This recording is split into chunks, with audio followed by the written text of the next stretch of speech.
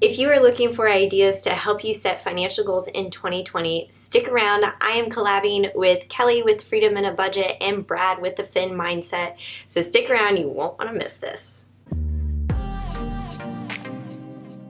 Hey guys, what's up? It's Justine with Debt Free Millennials, the channel to help you crush debt and live a debt-free life. If you are new to the channel, I welcome all millennials who are interested in living debt-free. And part of that is actually making realistic financial goals for the new year so that you can set the tone, get shit done, and make things happen with your finances. And I've been working on my budget with my husband, well, pretty much the entire time we've been married and even before that. So I was looking through my budget. I think that's like the number one thing if you are looking to set your own financial goals for next year, is to take a look at your budget.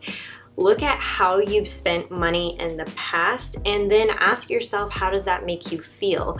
Look at how you've saved money and ask yourself, how does that make you feel? So I do a year-end review with my husband Kyle, and we sit down and see exactly how much money we've spent in different areas and then say, is this a priority for us? Or if it isn't, knowing that we need to make some changes. So I want to go over what my goals are in 2020 and maybe give you some ideas along the way. Okay, so first things first, we are trying to max out Kyle's thrift savings plan. That's commonly known as a TSP. It is a 401k program, and we are actively looking to maximize that out. And I think he said we have to bump it up a couple $100 per paycheck. And so we are really looking at maximizing that first before we try to maximize out any of our other retirement accounts. Also, side note, if you are wondering how we are doing our investing strategy, you definitely need to read The Simple Path to Wealth by J.L. Collins. That definitely changed our perspective on things. We self-manage pretty much all of our investments. We don't work with a financial advisor. And the number one rule here is just maxing out your employer plan first, followed by all the other steps that JL lists in his book. Excellent read, highly recommend it. The next thing that we're working on in 2020 is we are saving up for a Jeep Wrangler, which I'm having low-key mixed thoughts about right now because this has been a dream car for us.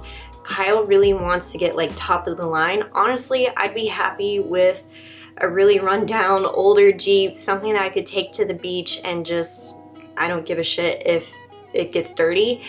But the kind that he is wanting to get, which honestly I wouldn't care if we got that one either, is around $30,000. Now we've already saved over $6,000 for this car in this past year alone. I'm hoping that we can save an additional $12,000 in 2020. I think we can make that happen knowing we have some extra paychecks for next year, and we are typically really good at having money left over in our budget every single month because my income fluctuates all the time, so I could see us moving additional money into the Jeep Wrangler fund. The next goal that we have for 2020 is to continue to increase our down payment. We initially had a goal to make $60,000 in our down payment, and we hit that goal, check, done. Then our goal was $70,000 for this year, hit that goal. So that's done. So now I'm wondering, can we do $85,000 for a down payment? Now we were saving for 10% down in San Diego. A starter home, a typical starter home here in San Diego is going to run about $600,000, which is insane. I'm from Kansas originally, my husband's from Nebraska, so we definitely had sticker shock out here, but this is what we're aiming for. So if things change with the housing market, hopefully we can get in and we'll have a really big lump of cash to work with and be more willing to negotiate and actually negotiate with some power. So I am really looking forward to continuing to build that. Our lease is up in April, we're renters.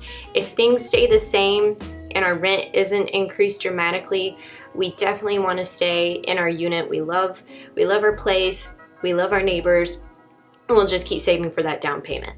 Now, if those ideas are like, I don't really know, think about Think about the basics. Do you have a fully funded emergency fund? Are you debt-free?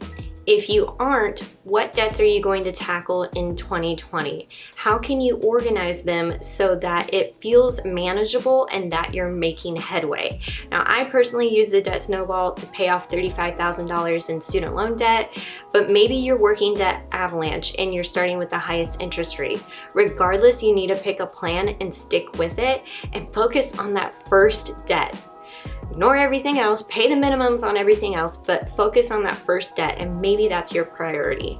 Maybe your priority is to get your spending under control, and that first starts with the budget. So maybe your financial goal is just to start a regular monthly habit of budgeting. Whatever it may be, comment below and let me know what you're doing so I can hold you accountable, and then in turn you can hold me accountable with my goals.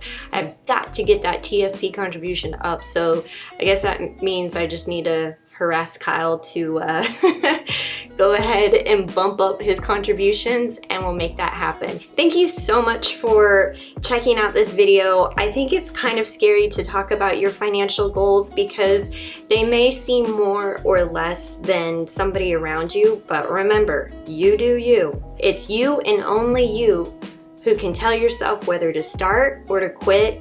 And there's nothing too big or small about your goals or about my goals because we're all on our own financial journey. Thank you guys so much for sticking around, and we'll catch you in another video.